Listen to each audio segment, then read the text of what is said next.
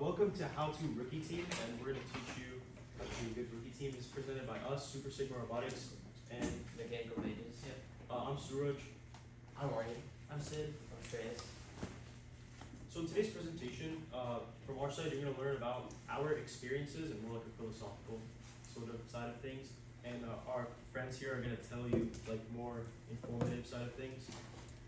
So about us, we're Super Sigma Robotics, team 23918. This is our second year doing FTC. Last year was our rookie year, and last year we won the design award, first place, second place control award, and we were the winning alliance at the league meet. And we're here to share our experiences and help you with yours. We're the Mechanical Mages. It's our fourth year doing FGC. This past year, we won the winning Captain Alliance Award, third Inspire at the qualifying tournament, and we placed top 75 at the 2024 World Championship. So what will you learn today? We're going to go into how do you get started as a team, what resources and stuff do you need, how do you organize your team, how do awards work, how do you fund your team, and how to avoid certain pitfalls. So getting started, this is probably the most important step to your season, and let's be real, the first thing you want to do is choosing your journey. Do you want to say that? Choosing your journey. There's two paths you can take. One is the league path and one is the qualifiers path. The thing with the league path is you're going to get a lot more practice in, but you're going to start a lot earlier, which means that you probably want some skills to develop on rather than starting from rock bottom. It's kind of like studying for a test a little bit, starting and then working and getting better as you get through the season with experience. Now, if you're going the qualifiers route, it's great for rookie teams because rookie teams often have people that aren't very settled or used to the idea of FTC or certain technologies used in it, and you get a lot more time to work and improve on your robot. It's kind of like studying a lot before taking one shot at a test. The only issue that I would point out with rookie, like the tournament, like the qualifiers, is that you get one shot. You play 5 matches, and that determines if you move on or not into the state tournament. With leagues, you play 15 matches for points, and League 0 is a practice. So leagues gets you an opportunity to interact with other teams, and you get an opportunity to improve your score with various matches. How do we structure our team? So we build our team with a formal recruitment process. So this summer we had a form that new members filled out, and then we filtered them out based on if they will benefit our team. For a key aspect for a rookie team is I would suggest not to define roles too early, because by doing this, people can be locked into roles they don't really want, and this will lead to lower efficiency of work. We'll also recommend to have team members have secondary roles. For example, someone in coding can do outreach. Someone in outreach can help code. This is important so everyone knows what goes on in the robot, and like they're not a team with like 3 teams separated. You want to be as one team all connected together, and that's why you want to communicate between the subgroups. Everyone should work together and to be more productive. Alright, so teams are usually divided into 4 different divisions, which are outreach, hardware, documentation, and software. So there's a main purpose for each, and then there's also like smaller tasks that you can split like each subgroup in. So the outreach is all like planning events. Yeah, so like planning events, going out to events, going to fairs and stuff. Then hardware is all like, designing the robot, actually building out the robot. It can include like things like CAD, attachment builds, chassis. Documentation can include like all your websites, the engineering notebook, that's also really important, and then your portfolios that you need for the end of the season, and then and also like social media and all that. And then there's also software, which is your teleop, coding the robot, autonomous code, and and subgroups are really good for organizing the team, because like if there's kind of everyone's doing everything, it kind of leads to chaos and nobody really knows what to do. But with subgroups, you can kind of have like individual meetings within subgroups, like if you guys are working on if the hardware subgroup's working on a certain attachment, they're not like it's not like a whole huge team meeting just for that. You can have like just the few people in that subgroup meeting for that attachment. So, an important thing to note as a rookie team is the importance of CAD. A lot of the time, people jump into designing a robot without taking the time to plan before while maybe you have a spur of the idea moment and maybe it works, it generally leads to poorly designed mechanisms and they can have lots of points of failure. So what I'd recommend is taking the time to actually CAD out your designs before you build them. So a couple of platforms that can be used for CAD are Fusion 360, Onshape, SolidWorks, and AutoCAD. So, GoBuilder is most likely where you're gonna get most of your parts from. They supply like a huge amount of parts for most FTC teams. So, yeah, they supply parts such as U-channels, brackets, screws, nuts, motors, servos, and then like wiring, gears, all that stuff, like the basic things you need for your robot. And then there's like in GoBuilder there's kits. One of the bigger kits is the Strafer chassis, which includes 4 motors, 4 U-channels, gears, and then Strafer wheels. This is probably one of the like better, more used types of chassis. It's super versatile, but yeah, GoBuilder kind of provides like the majority of the parts that you most likely need for this. For reference, a chassis is the part of the robot that's the base with like the wheels and allows the robot to move. So an older hardware ecosystem is called Robotics. It's somewhat similar to GoBuilder, but has generally smaller parts and is Imperial. They don't sell the parts anymore. The company's transitioned to GoBuilder, but they are a hardware ecosystem that does exist. We don't personally recommend it, but it's an option that you can use. Right, and then there's also Rev Robotics. They also provide kits and stuff, but one of the main things with Rev is they provide you with your control hubs and expansion hubs, which is kind of like the brains of your robot. That's where all your things will come wired together, and that's where you'll upload all your code and everything for the robot. Yeah, so, and they also give sensors, cables, again the expansion hubs, and then they also have geometry pods, which are like tracking, position, gyro, and all that are pretty useful in things like autonomous. They have so Rev sells something called odometry pods, which is how the robot tracking works, and they have fairly accurate ones too, although they are difficult to implement.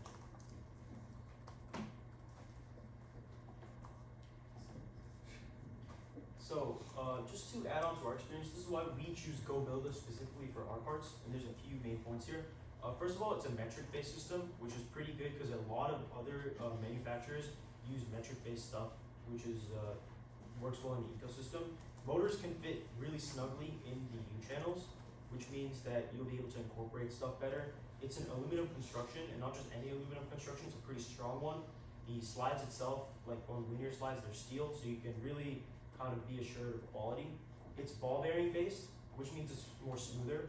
Unlike, I think, Bushel for Rev Robotics, you get a 25% FTC team discount, which is probably the most important thing here, because you'll really need those savings later on to the season, especially if you're a rookie team and you're throwing a lot of your budget onto things like mats and like field parts. And you're going to get good support and instructions that are provided on the website, and they have pretty good customer service, as to my knowledge. And the parts are pretty affordable compared to their counterparts. So something that a lot of more advanced teams choose to opt into is creating their own custom parts. Now, this offers for a lot more versatility with your mechanisms, and you can design them to be a lot lighter or more compact than off-the-shelf parts. However, they're a lot more difficult to create, obviously, and they require a lot of experience to make them correctly. So they can be made with 3D printing. You can CNC them. Woodworking can also be a method of creation, and there's a couple other methods to make them too. Next question. Yeah. So I'm assuming this is also in the manual, but how common is it to 3D print something and then it doesn't match like the rules? Like how like hard is it to make it match the rules? There aren't many restrictions on like making your own parts. They just have to follow like the safety regulations. Like they can't like be extremely sharp and like damage something on the field or like extend out of like the robot limit, and obviously no projectiles. But you can otherwise put 3D print Yeah, and yeah. everything? Huh.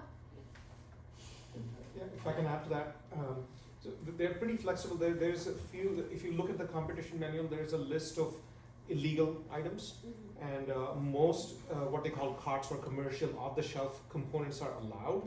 But there are some restrictions, and you can't take like specific custom electronics and modified. You can't have, with the exception of the rev controllers, you can't have other controllers on the robot. There's a single battery, so there are some of these rules. But most commercial off-the-shelf components are allowed. One of the big things that they limit is you can't have parts with more than 1 degree of freedom. So, for example, like somebody, this season might think about grippers. So you can buy ready-made claws that have like a wrist-shaped action, but that is more than 1 degree of freedom, so that wouldn't be allowed. Now you can design one, and you can make it out of different components, but you can't just buy one ready-made and put it on your robot. But you So- could like 3D print Oh, you something can like 3D that. print it and Okay. then, yeah, exactly. So there's a lot of flexibility, but definitely look at the competition manual to see what's illegal and what's allowed. Okay, so Just one more question. So, you talk about 3D printing, right? So it is a plastic material, so what is the usage like? When do we use the 3D printing versus the metal components?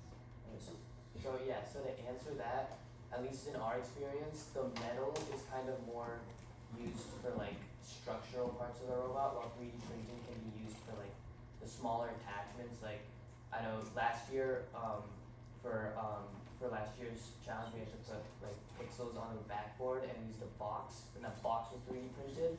But we also had side plates, and since the side plates are more of a structural thing, those were CNC. Okay, so when I see this picture, right, No, can you go back to the, so 3D? so are these like all 3D printed or is it the side These parts would- or? These would all be CNC because it's all like structural parts, right? Because like plastic isn't very good for like holding things like metal is. So yeah, all like these parts you see on a robot right now would be CNC. Can you go back to the 3D print, the diagram of the cat? You can show examples of 3D printed components. Yeah. So you see the top two designs and the bottom one. Those are all examples of 3D printed plastic parts. This was something we used in our very first year, where we had to get through a gap and we had to slide carefully along the side of the wall. So we used these. And then the second design, that was something we put on the bottom of a servo to make sure that the wires, because they like stick out of the side of the servo, we put that on the bottom of the servo to make sure they wouldn't like bend the wires and like break it, because we had some connections that require that kind of function. Yeah, thank you. Any more questions on 3D printing, CAD, or is that it for now? Alright. Right. So a big part of your robot is the chassis. So this is the main wheelbase. This is what all your attachments go on. And so there's like a few different types of chassis. I think we already talked about the Go-Go Strafer chassis a little bit, but basically the thing with the Go-Go Strafer chassis are the wheels is the main part. So they're what's called strafer wheels. So they allow you to like move straight side to side instead of having to turn all the time. And then a couple others are the B-line chassis and the Omni wheel chassis. So they all kind of have their uses, but you will see that the Go-Go Strafer chassis or like variants of the Go-Go Strafer chassis is the most common because it's generally like the easiest to work with, the most reliable type of chassis. So, like we mentioned before, Rev sells a lot of sensors, and sensors are a great way to gain some kind of input from different parts of the game to help with accuracy. So, we've got two examples here. We have a color sensor, a Rev color sensor, and a Rev touch sensor. So essentially, the color sensor is able to detect color, and example, last year there were game pieces that were colored yellow, white, green, and purple. In our deposition box, we had color sensors facing downwards to look at the game pieces inside to see what colors they were, as like the placement of the colors mattered a little bit to gain bonus points. And then the touch sensor, if you can see, has a little button over there, and that's a physical input. If something like presses that button, it'll register as an input. There's also distance sensor, which is, again, it's used for distance. So if you like have maybe an autonomous function where you have to be a certain distance away, you can put a distance sensor on your robot, and then as soon as it like senses something that's that certain distance away, you can have it do whatever you want, like stop or throw something out. And then there's also this thing called a magnetic limit switch, which we highly recommend to put on all your slides. So basically what it does is once it interacts with the magnetic field, right? Yeah. Once it interacts with the magnetic field, then it can send an input, right? So what we usually do with our slides is we'll have a magnetic limit switch and a magnet on the bottom of our slides, so that when we're bringing our slides down, it slows as soon as it hits like the limit switch gets hold of the magnetic field. Because if the slides keep going up and down super fast, it could damage the wheels, it could damage your robot, and if it's like too close to the ground, it could end up damaging the ground too. We don't want that. Essentially, the limit switch acts as like a boolean. If you it has two states. If the magnets are near and if they're not, and we can use this as like a physical stop for a lot of mechanisms that would otherwise be damaged without the use of the limit switch. So next, let's talk about some like basic attachments that you will see basically every year in your robot. So the first attachment is a linear slide, and they're used to move your other attachments, like a claw or a bucket, which we'll get into later, outside of your actual physical like robot limitations, the 18 by 18 by 18 cube that you have. Some common linear slides are BWT linear slides, GoBuilda Steel Viper slides, and Yasumi linear slides. I would recommend taking a picture of this slide because there are some great recommendations on there. And to move on to the claw attachment is used to pick items up. It's kind of like a hand. And it's mainly used for irregular shaped items in FTC, and is also a type of intake. And an intake is a system that you basically use to pick something up and bring to your robot. So there are multiple kinds of claws, but the most the one you'll see is an active 2-arm claw, and you can achieve this by using 1 or 2 servos. One servo rotating 2 gears in the same direction to kind of clamp 2 different finger-like mechanisms, or 2 different servos that you can use to clamp, and maybe even a divider in the middle to pick up 2 elements separately. And next, we'll talk about an active intake. And an active intake uses usually primarily a thing called a gecko wheel, which you will see included in your kits. It's that little gray guy right there, yeah. And it kind of just rolls, and the friction pulls in the item into something called like a box that you use to hold the item, where you can later extend and deposit into your goal. You'll probably see a lot of these this year as well. So for hardware, I'm sure you heard this in school, what the design process is. You have an idea, you prototype it, you analyze its mistakes, you improve on it, and you repeat. This is especially important in FTC because, especially the league meets, you want to make your prototype, test it out in the games, in the league meets 0, league 1, see what went wrong and fix it. This is so that it continuously improves and it continues to get better. However, we also recommend not to change your robot like right before league quals or states or worlds, because we did that last year and it caused lots of problems because last minute changes can lead to like unforeseen problems that you couldn't test out earlier, which just cause more error in tournaments. So now let's talk about the importance of iteration again. Iteration is a key part of building a successful robot, and in no world should you expect your first built robot to be the best built robot you'll ever have, and this is easily proven. Iteration allows you to improve on your base, it allows you to incorporate new ideas, and just a side note, copying another FTC team is okay. We'll call it taking inspiration, and FTC is all about innovating and sharing knowledge, and it's just a large community. CAD is a great resource, as we talked about before, to test your ideas without building them, and you can use simulations with like gravity and physics to actually see how your creation will theoretically interact with the environment. Okay, so in FTC and the driving match, there's 3 phases: autonomous, teleop, and the endgame. So autonomous is a 30-second period where you have to write code to make the robot do certain functions. And last season it was like drop pixels on a board and cycle. In each season there's 4 different spots where your robot can start autonomous. This is why you need like 4 different programs.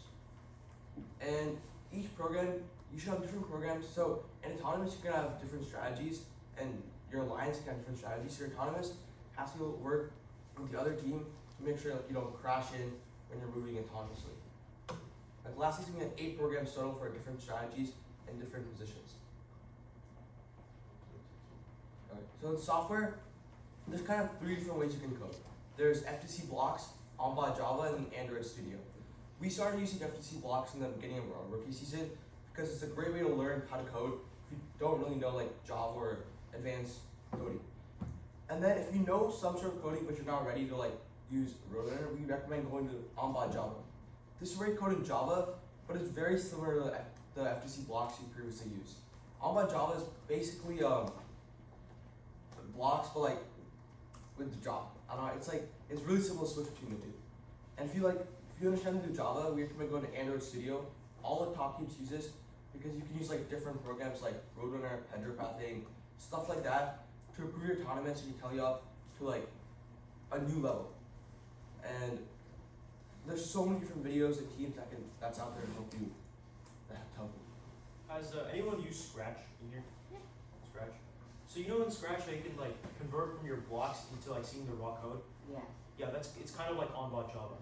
Your blocks turn directly into the code. It's still very, very understandable, and it's a great base to build onto Android Studio, which you probably will get into if you want the high level stuff. Can I add one suggestion? Yeah. We did start with blocks, but what we noticed was when we take the code that is associated with the blocks thing, but when we run the robot with the blocks code versus the code that is taken from the blocks and run in Onbot Java, there is a marked difference. We really don't understand why, but maybe the resources that are being allocated for running a blocks code is very different from how the code runs when you run the exact same code via Onbot Java. We saw a marked difference. So if you don't have a lot of experience, start with blocks, immediately transfer the code, run your robot on Onbot Java. Okay, that's a big finding that we had last year. So, like we mentioned on the previous slide, there's 2 common programming environments. So there's FTC programming tool and the Android Studio SDK. And the FTC programming tool includes blocks and Onbot Java. And Android Studio has Java.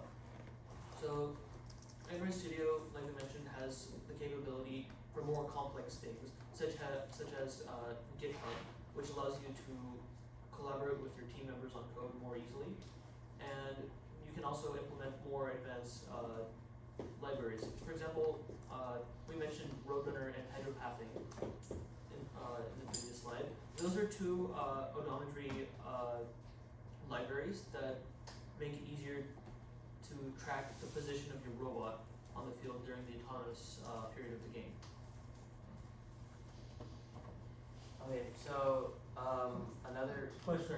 Do you have simulators for the program? Sorry? Do you have simulation instead of using the actual robot? Oh yeah. There's something called FTC Sim. You can use that to model autonomous paths. So it's something that can help you as a. Do they work with all kinds of drivetrains? So I look at FTC Sim, it just look like just dual motors. And Yeah. So what if you want to use more motors? wait, can you repeat that again? Yeah, I was looking at FTC Sim. It seemed limited to me, but I was wondering if that's the only simulation we're aware of, or there are other things.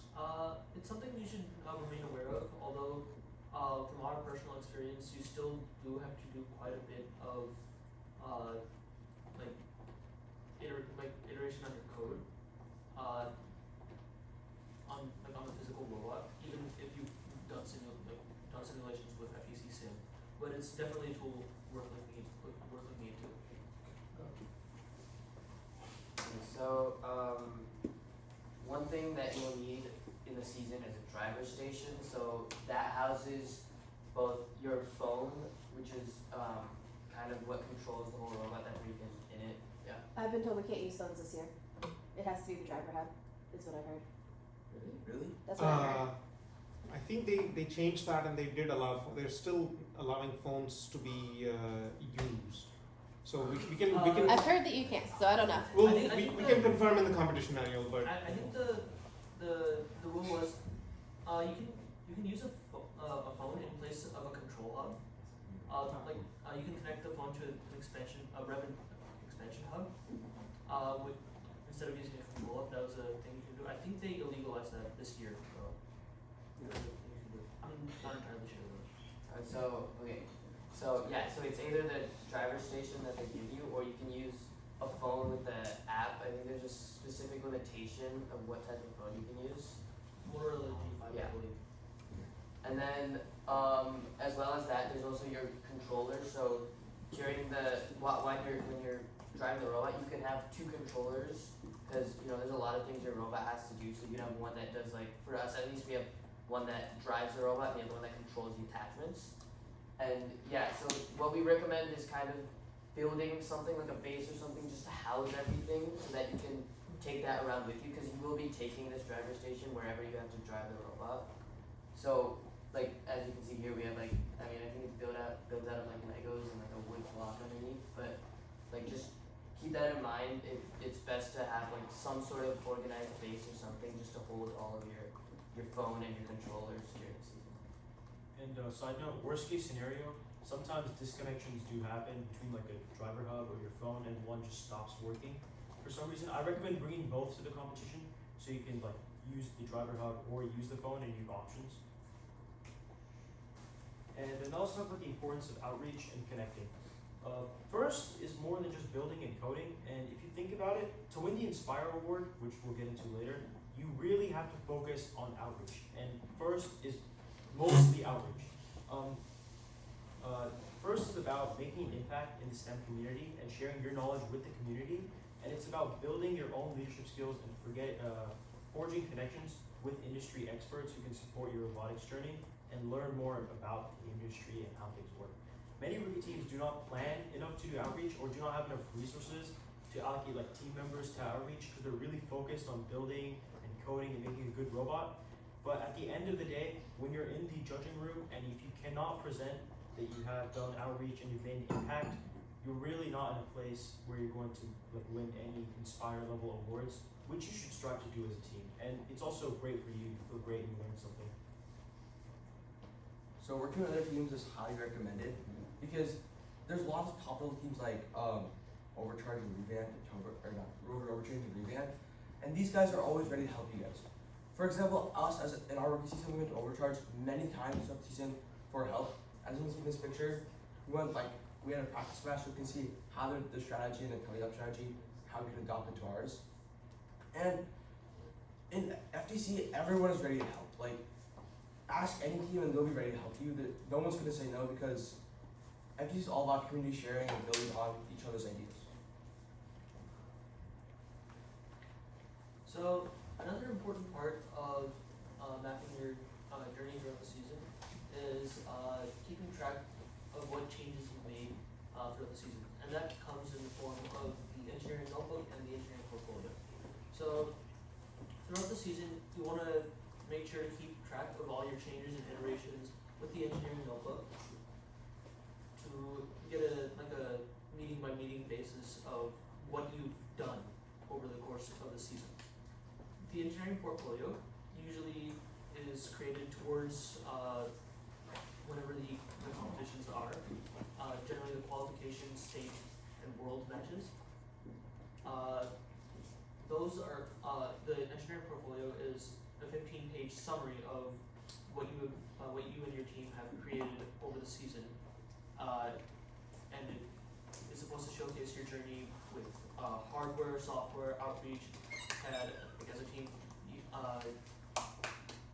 you want to include as many aspects as you can.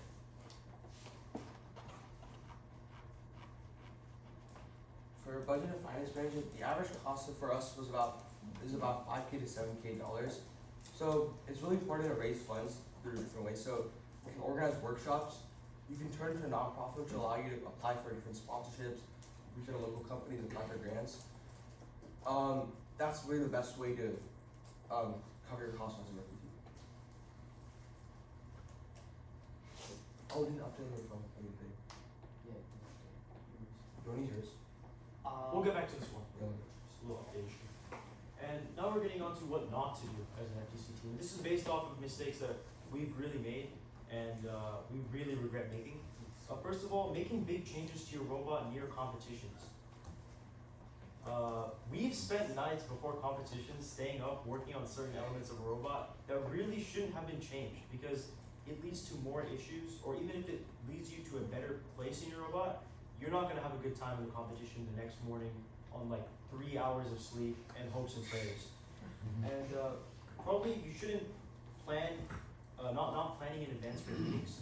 If you're really spontaneous with your meetings, your team will have a hard time getting together, deciding on a date. Maybe someone's out hiking or something, and the rest of your team is on vacation, and like 3 people are there for the meet in completely different groups who have no idea what's going on. Skipping school to work on FTC is also a big issue. I myself have skipped a couple days, especially to work on like the portfolio. It's really important to work in a timely manner and have scheduled meets. It really helps you stay organized. And if you need to pull extra hours, pull it not from school, but like maybe from your free time. It's a great choice. Being stubborn with your ideas is also a really big issue. Just because it's your idea, it doesn't mean it's the best idea. So keeping an open mind is really crucial to improving your robot. Remember, FTC is about the team, and it's not just about you. Don't hesitate to ask anyone for help. As we've stated multiple times, teams are always there to help. Teams are ready to help, and they're enthusiastic to help because they're part of that community. And all that fits into gracious professionalism, which is something that you probably should bring up in your judging presentation, because gracious professionalism is what FTC is built around. Don't underestimate outreach. It takes a lot of time to organize outreach events, and you need to allocate that time to have a good portfolio and have good outreach. Outreach is what gets you Inspire Awards. And to add on to that, for asking other teams, there's also like a lot of resources that you can use. There's a Discord server, there's Reddits, there's forums, there's places you can ask questions, and then First or other teams can answer. And that, we found that really helpful, because if you maybe had questions about like the game manual or some rule wasn't really like, you know, really understanding the rule, you could ask a question, someone would clarify, and that can really help you out. So another big part of FTC, again, is your team, and in order to work well with your team, you kind of have to get to know each other. So team bonding is a pretty big thing in FTC. Like getting to know your team, being able to work well with your team is probably the best. It's the best way to improve, because if everyone's able to work well together, then less huge arguments, less divisions and all that. And it's not just like a competition. You can't go in like I want to win. It's also about having fun. Building a robot. It's fun to do. Like working with a team, building all this stuff. And this is how you can connect with us. If you have any questions about any sort of thing to do with this presentation, anything to do with robotics, maybe help with coding, you can hit us up on our emails or Instagram handles, of course. Drop a follow. Thank you. Alright, so let's go do awards real quick, because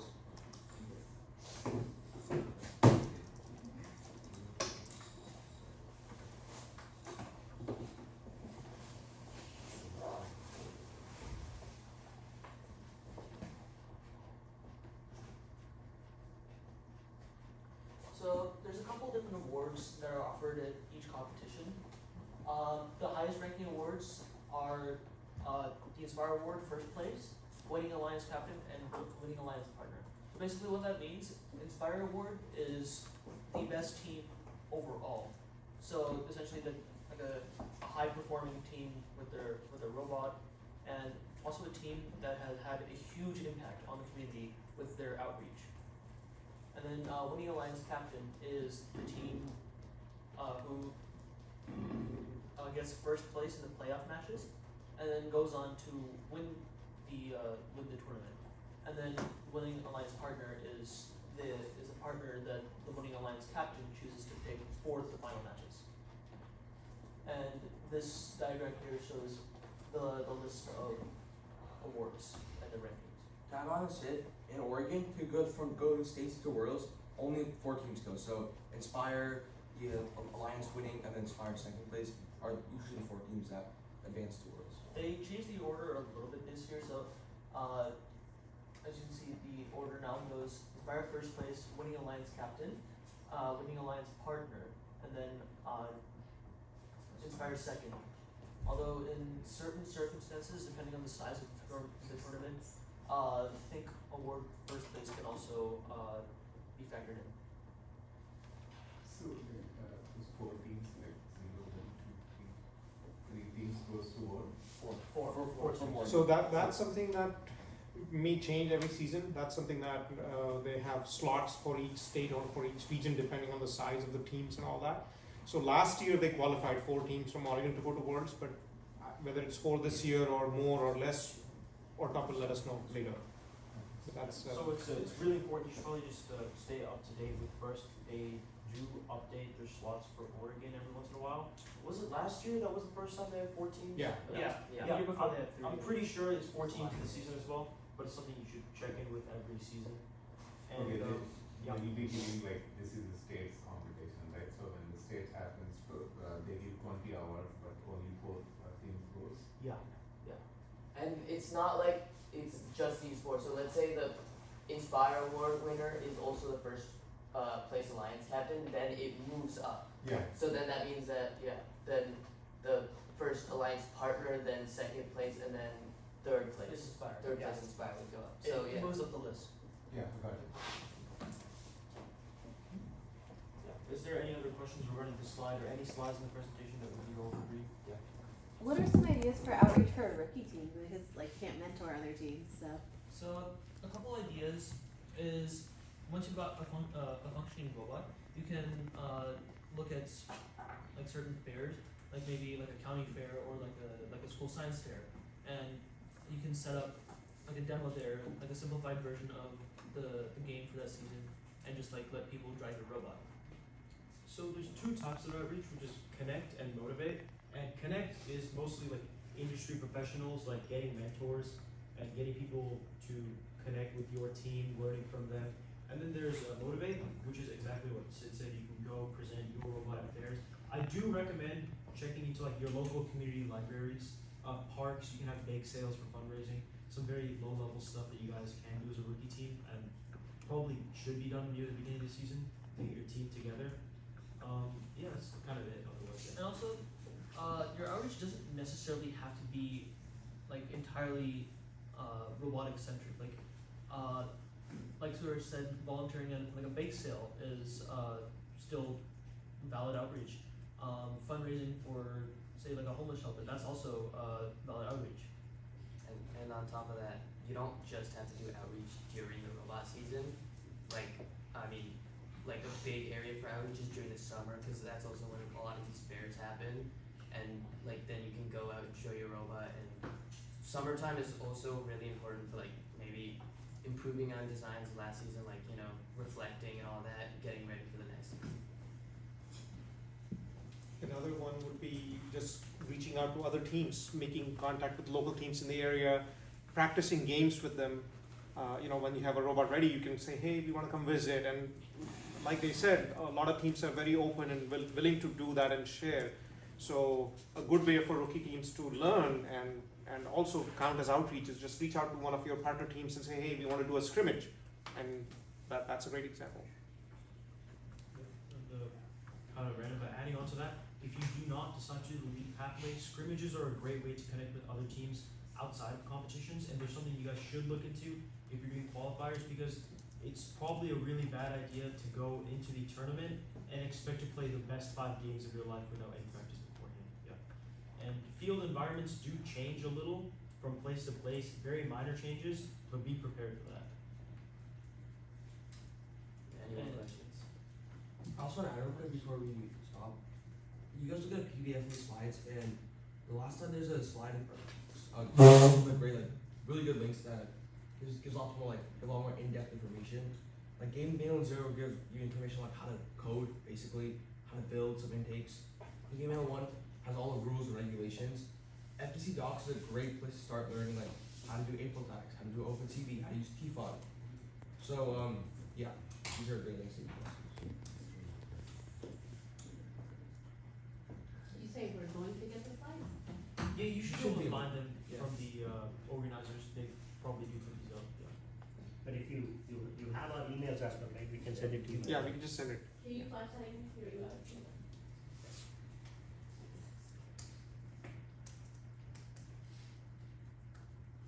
And I did check, the phones are still allowed this year.